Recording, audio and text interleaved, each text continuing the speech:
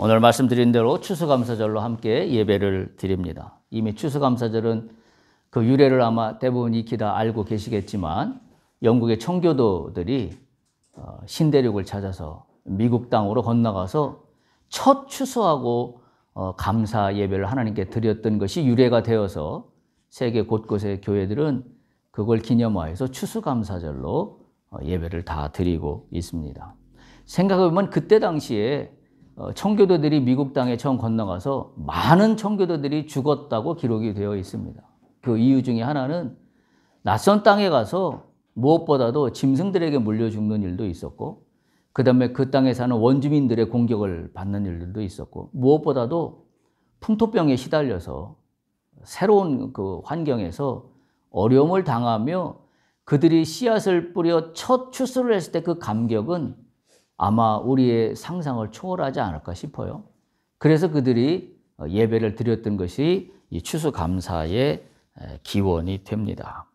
따라서 추수감사절의 주제는 얘기할 것도 없이 당연히 감사입니다. 그래서 오늘 말씀에서 나는 무엇을 감사해야 할 건가? 라는 그 내용을 좀 나누고자 합니다. 나는 무엇을 감사해야 할 것인가? 그래서 오늘 말씀의 제목을 나의 감사, 이렇게 말씀의 제목을 정했습니다. 사람은 누구나 감사하며 살아갑니다. 그런데 사실 정도의 차이는 많이 존재하지요. 그러나 감사를 하고 살아갑니다. 그런데 무엇 때문에 그렇게 감사하십니까? 라고 물어본다면 대부분 뭐 약간의 느끼는 감정들은 다를지 모르겠지만 비슷합니다. 내가 무엇을 이루었기 때문에 감사하다라고 아마 10이면 10사람 아니면 9사람은 얘기할 겁니다. 내가 무엇을 가졌기 때문에 감사하고, 또 뭐 우리 자녀가 뭐 좋은 대학에 입학했기 때문에 감사하고, 내가 질병을 고쳤기 때문에 감사하고, 무엇인가 내가 받았기 때문에, 내가 누렸기 때문에, 내가 뭔가 새로운 소망을 가질 수 있었기 때문에 감사한다라고 이야기하지, 내가 오늘 어려움을 당해서 감사합니다, 이런 사람은 거의 없을 겁니다. 내가 암을 걸렸기 때문에 감사합니다, 이런 사람도 거의 없을 거예요. 내가 사업에 실패했기 때문에 감사합니다, 이런 사람도 거의 없을 겁니다. 보통 우리가 감사를 말할 때는 그렇게 말합니다. 그런데 오늘 이 본문의 시편 본문과 욥기를 통하여 우리에게 깨닫게 하는 감사는 그런 1차원적인 말초신경적인 감사가 아닙니다. 오늘 그 이야기를 함께 다루고자 합니다. 따라서 우리가 오늘 말씀을 듣는 중에 내 마음속에 가져야 될 질문이 있다면 나는 무엇 때문에 감사하고 사는가?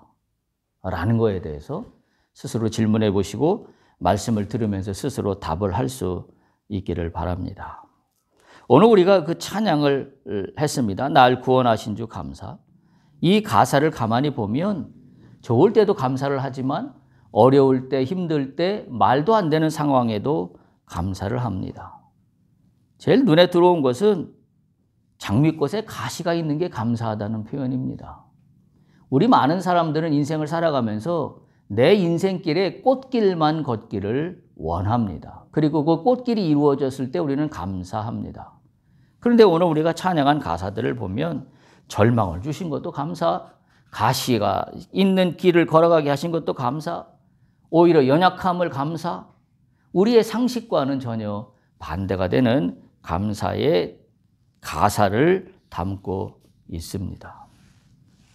이 곡을 작곡한 분은 어거스트 로드비그 스톰이라고 하는 분인데 1891년에 구세군이었던 분입니다. 이분이 처음 이 가사를 썼는데 이 가사를 썼던 스톰이라는 분은 37살에 척추장애를 얻어서 평생 불구가 된 그런 분이라고 합니다. 그럼에도 불구하고 그는 죽을 때까지 이 구세군의 임무를 계속 수행했고 또 하나님에 대한 감사의 시를 지속해서 썼다라고 이 찬양을 만들게 된 배경에 대한 설명이 기록이 되어 있습니다.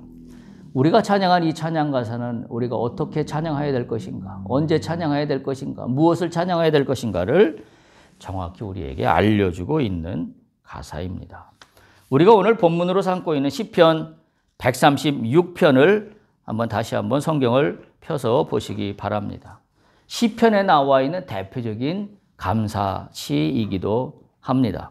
여러분 보시는 바와 같이 1절부터 26절까지 보면 반복되는 후렴구가 뒤에 하나 붙어 있습니다. 그게 무엇인지 발견 충분히 되지요? 무엇이지요? 그 인자하심이 영원함이로다. 우리가 하나님에 대해서 가져야 될 기본적인 관점은 인자하시다는 거예요. 하나님은 인자하신데 그 인자하심이 그저 허공에 떠도거나 하늘에만 존재하시는 인자하심이 아니라 나에게 접촉하시는 인자하심입니다. 그래서 무엇이 인자한가를 쭉 기록해 놓은 게 1절부터 26절까지 있는 내용들입니다. 4절에 보면 홀로 큰 기인한 일을 행하신 이에게 감사하라 그 인자하심이 영원함이로다. 5절 지혜로 하늘을 지으신 이에게 감사하라 그 인자하심이 영원함이로다. 6절 땅을 물 위에 펴신 이에게 감사하라. 땅을 물 위에 펴셨대요. 불가능한 일들입니다. 7절 큰 빛들을 지으신 이에게 감사하라. 8절 해로 낮을 주관케 하신 이에게 감사하라. 해와 달과 별을 주관하신 이 그분의 그 인자하심 때문에 해와 달과 별이 빛을 발하고 있는 것과도 같습니다. 애굽의 장자를 치신 이에게 감사하라. 이 사건은 어떤 사건인지 알지요? 이스라엘 백성들을 애굽에서 끄집어내실 때에 애굽의 10번의 재앙을 통하여 이스라엘 백성들을 440년의 노예 생활에서 끄집어내는 그 사건입니다. 그리고 11절 이스라엘을 그들 중에서 인도하여 내신 이에게 감사하라. 이스라엘을 인도하셨지만 오늘 우리도 인도하시는 하나님이 이것을 우리가 고백하지 않을 수가 없습니다. 12절 강한 손과 펴신 팔로 인도하여 내신 이에게 감사하라. 그분의 손은 강합니다. 우리의 손은 연약합니다. 따라서 우리의 손이 강해지려면 방법은 딱 하나밖에 없습니다. 그분의 손을 붙잡으면 됩니다. 나의 손이 강해지려고 한다는 것은 세상적인 가치관이에요. 나의 손은 강해질 수가 없습니다. 우리는 주님의 손을 붙잡으면 우리의 손이 강해집니다. 그게 비밀이에요. 그 다음에 13절 홍해를 가르신 이에게 감사하라. 14절 이스라엘을 그 가운데로 통과하신 이에게 감사하라. 홍해를 통과하게 하셨죠. 마른 땅을 건너게 하셨습니다. 바다를 가르셨습니다. 뒤에 바로의 군대들이 쫓아왔지만 홍해를 가르신 하나님은 이스라엘 백성들을 바닷길을 마른 땅처럼 걷게 하셨습니다. 15절 바로와 그의 군대를 홍해에 엎드러뜨리신 이에게 감사하라. 16절 그의 백성을 인도하여 광야를 통과하신 이에게 감사하라.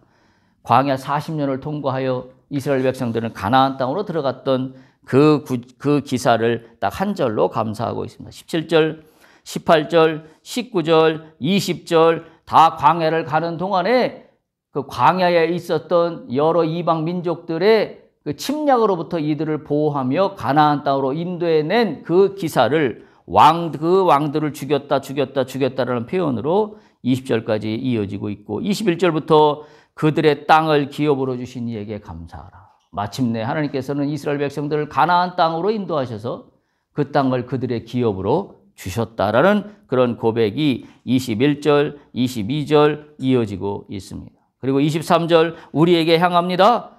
비천한 가운데서도 나를 기억해 주시는 이에게 감사하라. 너무나 감사한 이야기입니다. 내가 무엇이겠는데 주님 나를 구원하셔서 당신의 자녀로 삼으셨습니까? 이 고백이 우리가 할 수밖에 없는 고백이에요. 그리고 24절 우리를 우리의 대적에게서 건지신 이에게 감사하라. 우리를 위협하는 여러 가지 상황들로부터의 하나님의 보호하심에 감사입니다. 25절 모든 육체에게 먹을 것을 주신 이에게 감사하라. 우리가 먹고 살아갈 수 있는 것도 주님의 은혜, 인자 때문입니다. 그래서 26절 총체적으로 다시 한번 이렇게 시편 기자는 결론을 짓습니다. 하늘의 하나님께 감사하라. 그 인자하심이 영원하미로다. 제가 지난번에 말씀드린 것처럼 땅과 하늘은 연결되어 있습니다. 땅과 하늘이 분리되어 있는 것처럼 여긴다면 그건 신앙인이 아닙니다. 따라서 우리가 땅에 살지만 우리는 하늘의 가치를 갖고 사는 사람입니다. 하늘의 가치를 갖고 사는 사람들에게 하나님은 그의 인자하심을 날마다 펼쳐 주시기 때문입니다. 1절부터 3절을 다시 한번 볼 수 있길 바랍니다. 1절에 보면 여호와께 감사하라. 2절에 보면 하나님께 감사하라. 3절에 보면 주께 감사하라. 다 동일한 말이라고 볼 수도 있지만 엄밀한 의미에서는 약간씩 다릅니다. 1절에 여호와께 감사하라는 여호와라는 이름은 하나님의 본질과 관련된 하나님의 고유 명사입니다. 그래서 그 뜻은 자존하시는 분. 여러분 출애굽기에 보면 나는 스스로 있는 자다. 그 의미가 여호와이라는 의미입니다. 그 다음에 하나님이라는 명칭은 심판의 주, 만군의 주, 모든 신보다 뛰어나신 주, 이런 전능하신 존재를 나타내는 말이 하나님이라는 단어예요. 그래서 하나님이라는 명칭을 썼고요. 세 번째 3절에 주라는 명칭은 주관한다라는 의미입니다. 주인 된다라는 의미입니다. 세상의 모든 것을 주관하시는 분입니다. 따라서 우리가 하나님께 고백한다고 하는 것은 이 여호와의 이름에 걸맞는 고백, 하나님의 이름에 걸맞는 고백, 그 다음에 주라는 이름에 걸맞는 고백으로 이루어진다라는 그와 같은 말씀입니다.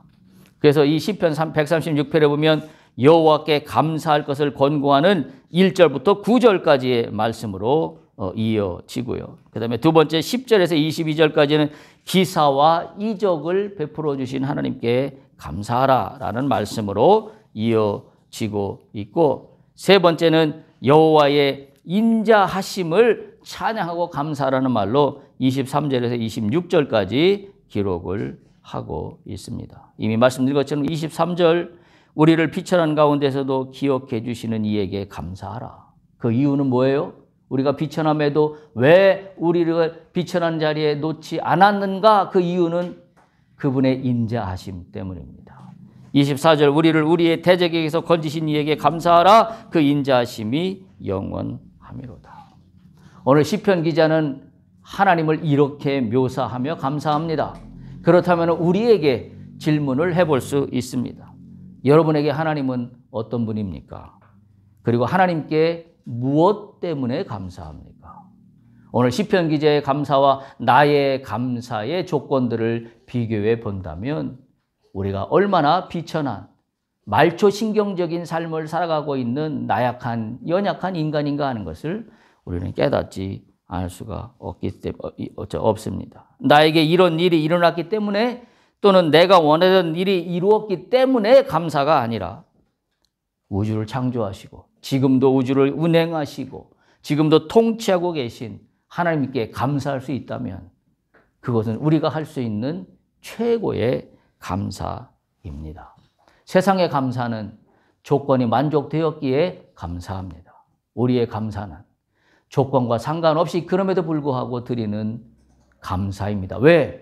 하나님은 지존하신 분이고 그분의 인자하심이 영원하기 때문에 피조물로 탄생한 나 입장에서는 영원하신 하나님을 감사할 수밖에 다른 대안이 아무것도 없습니다.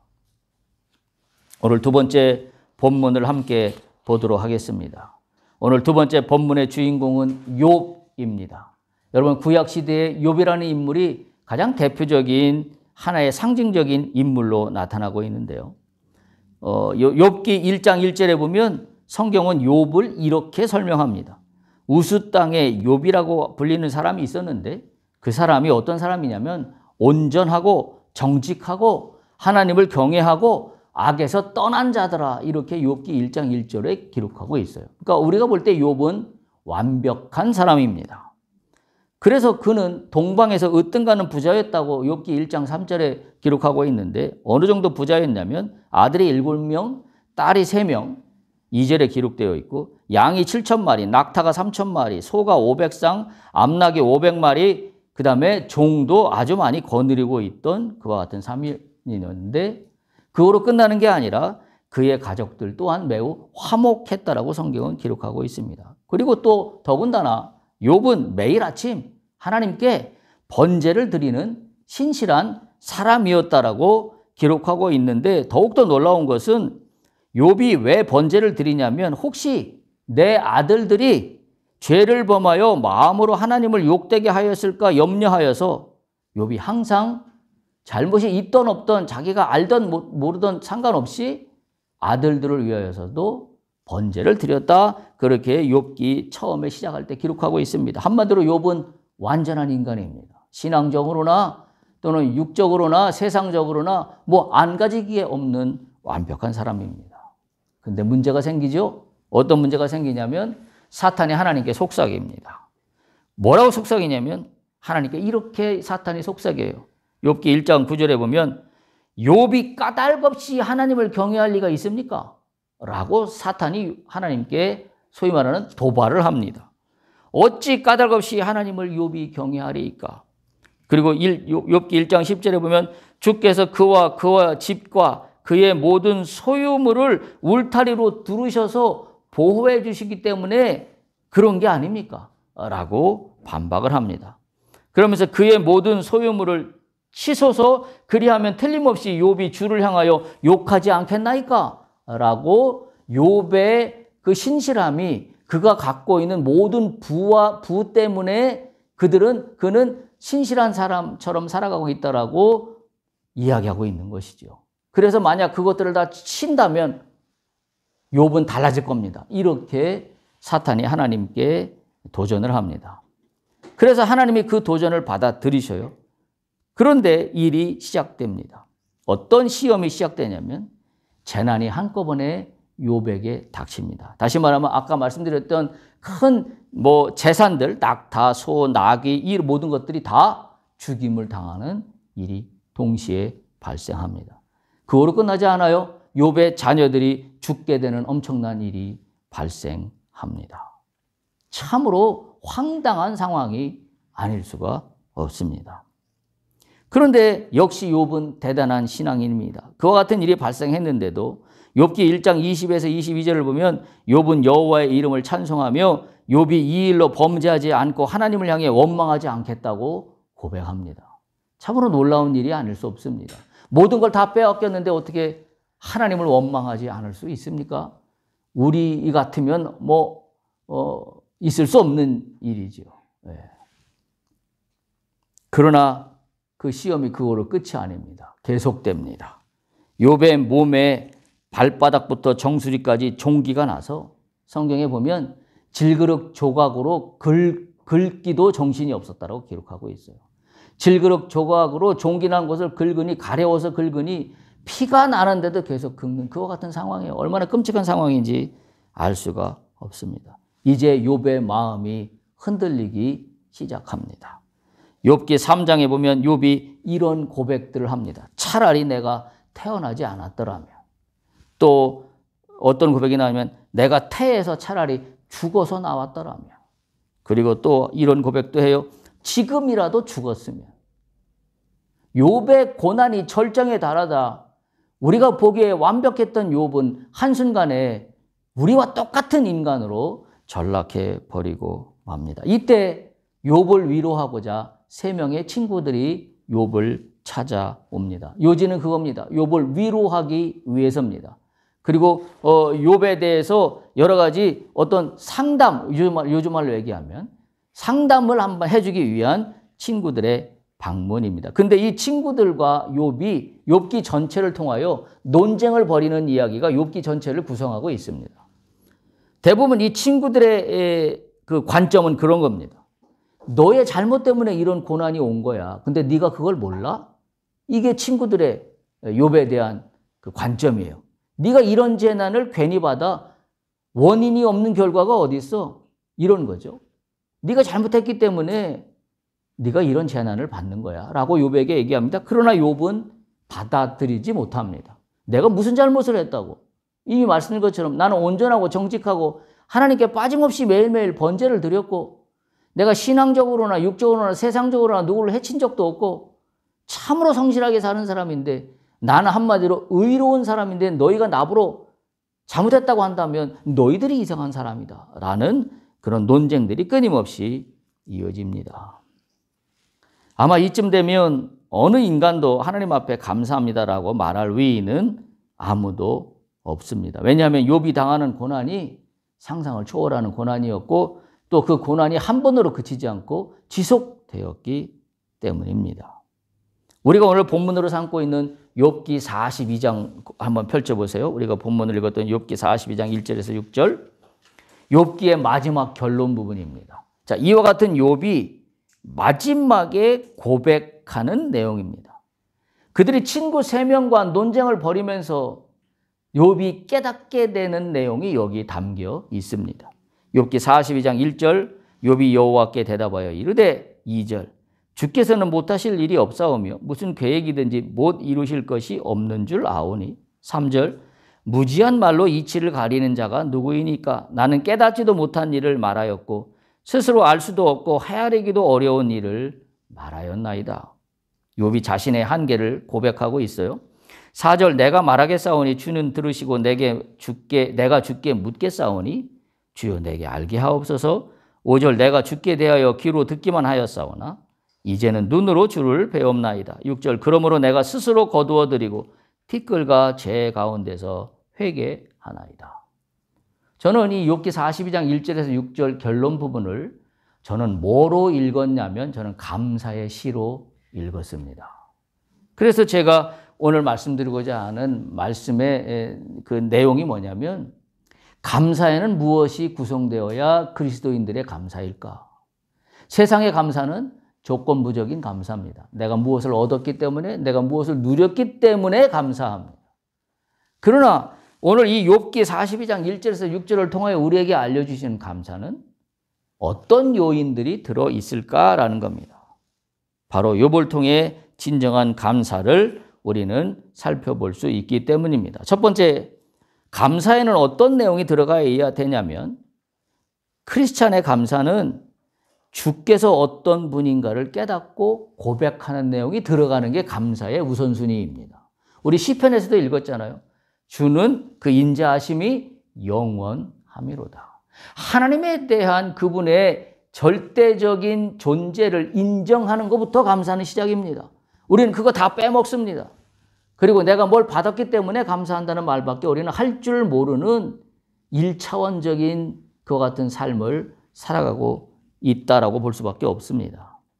크리스찬의 감사는 무엇보다도 주께서 어떤 분인가를 깨닫고 고백하는 겁니다. 우리 욥기 42장 2절에 보면 이렇게 고백합니다. 주께서는 못하실 일이 없사오며 무슨 계획이든지 못 이루실 것이 없는 줄 압니다.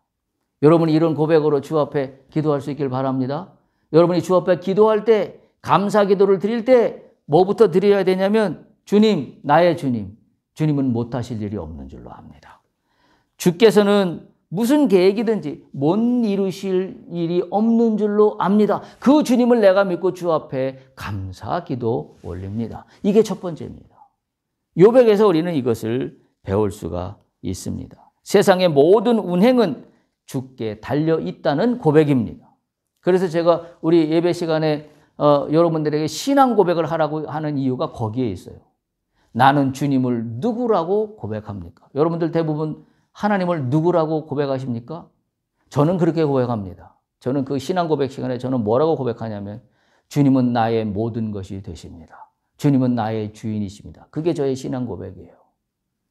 그거부터 우선한다는 사실을 우리가 깨달을 수 있기를 바랍니다. 두 번째, 이 욥기 42장 1절에서 6절을 통하여 배우는 감사는 어떤 감사가 두 번째 들어가는 게 감사냐면 내가 누구인지를 깨닫는 게 감사예요.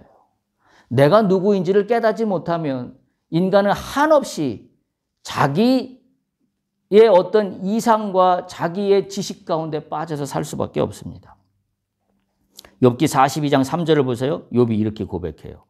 무지한 말로 이치를 가리는 자가 누구이니까 나는 깨닫지도 못한 일을 말하였고 스스로 알 수도 없고 헤아리기도 어려운 일을 말하였나이다. 인간의 지식은 한계가 있습니다.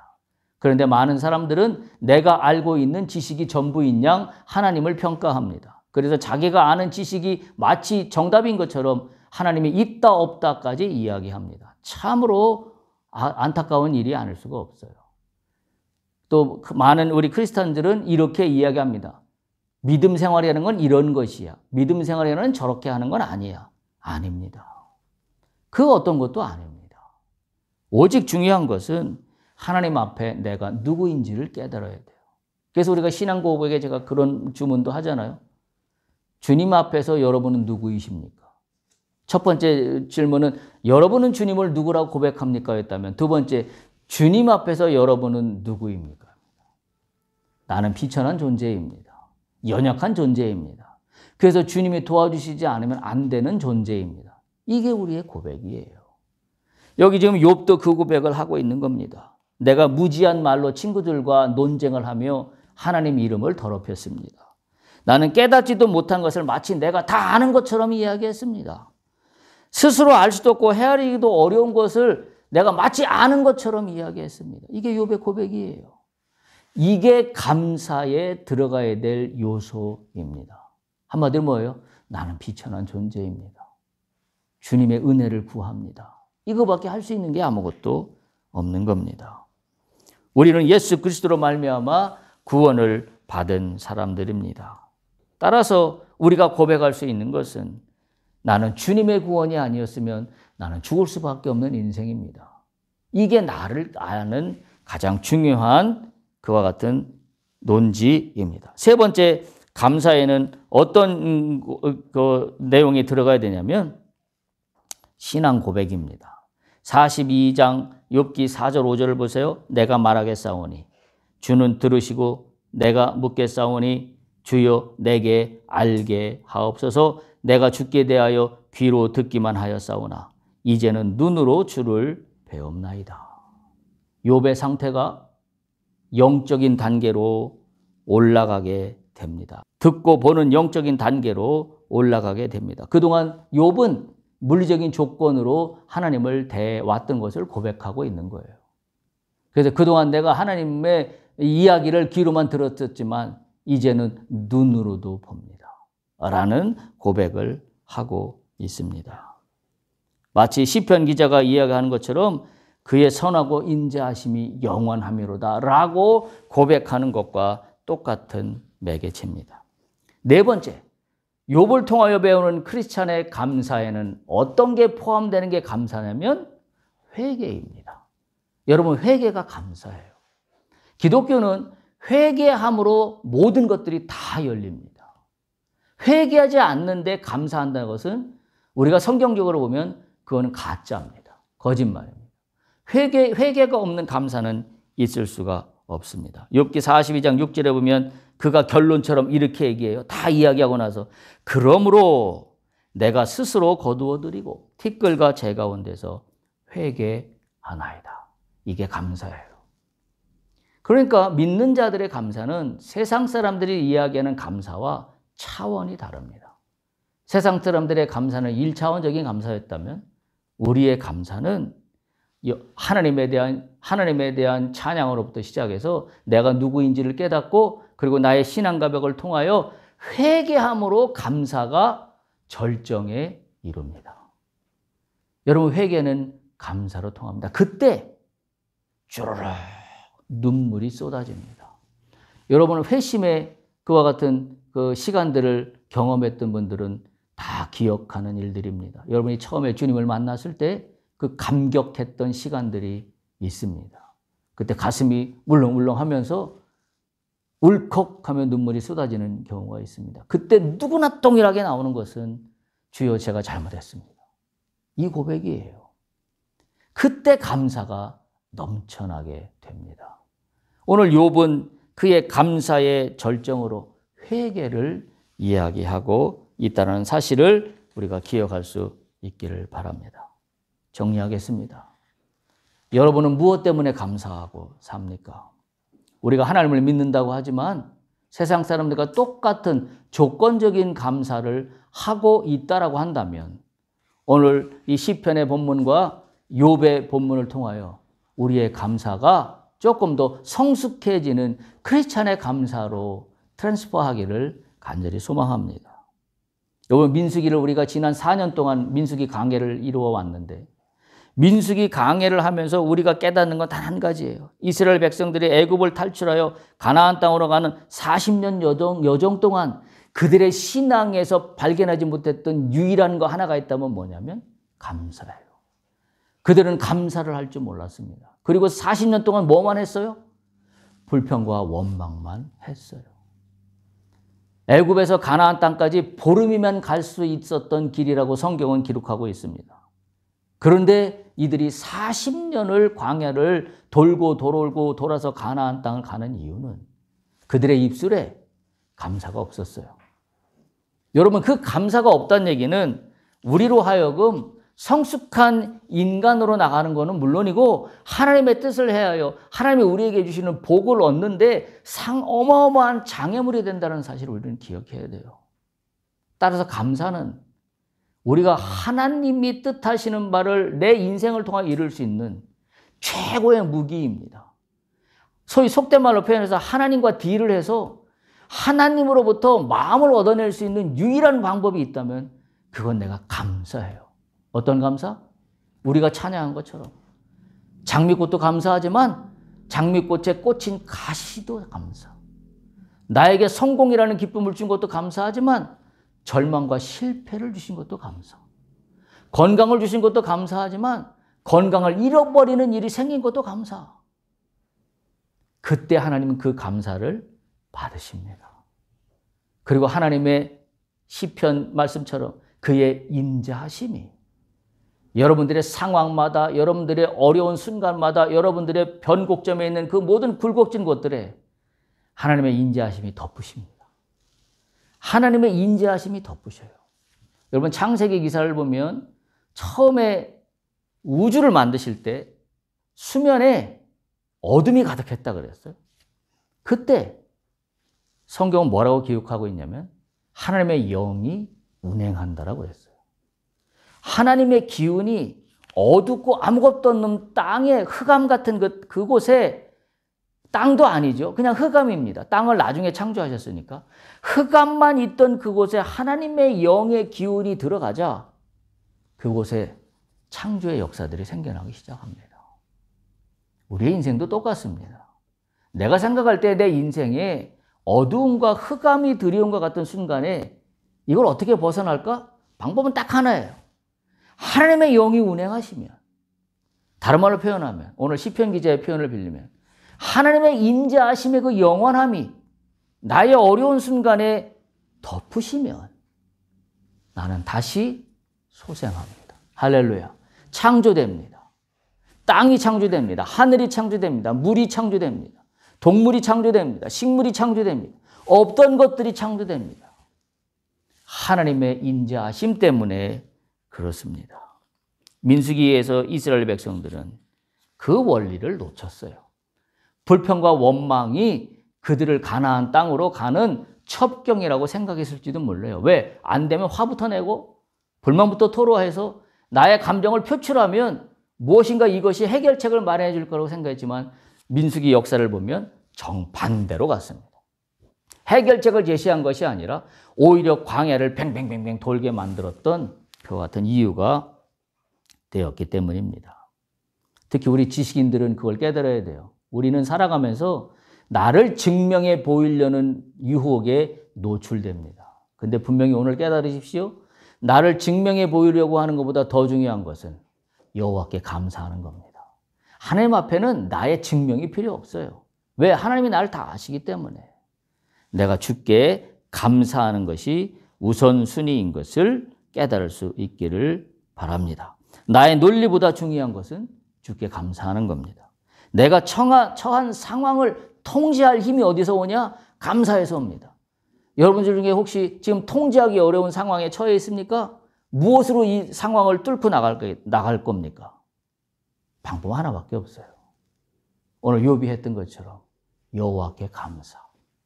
그러면 상황을 통제할 힘이 주께서 허락하십니다. 또한 내가 처한 어려움을 극복할 힘도 감사에서 나온다는 사실을 기억할 수 있기를 바랍니다.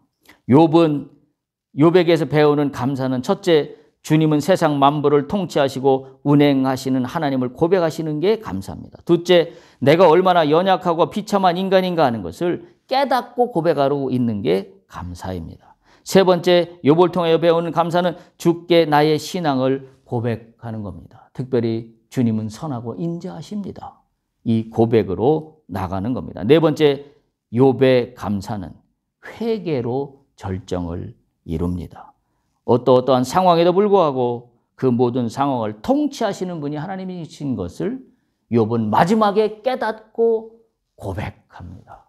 참으로 놀라운 감사가 아닐 수 없습니다. 이 일로 말미암아 욥은 이전에 있었던 것보다 몇 곱절의 축복을 받는 이야기로 욥기는 끝을 맺습니다. 결국 욥기는 뭘 이야기하고 있을까요? 그렇죠? 하나님께 감사해요. 하나님의 절대자이신 하나님께 우리가 할 수 있는 일은 그분을 찬양하고 경배하는 것. 그거로 나가는 것이 전부다라는 것을 가르쳐주고 있습니다. 시편 100편에 보면 이런 구절이 있어요. 감사함으로 그의 문에 들어가라. 여러분, 감사는 천국 문을 뚫어내는 비밀입니다. 이 감사의 비밀이 여러분의 인생 가운데서 여러분의 어려움을 깨뜨리는 만능 키가 될 수 있기를 축복합니다. 할렐루야.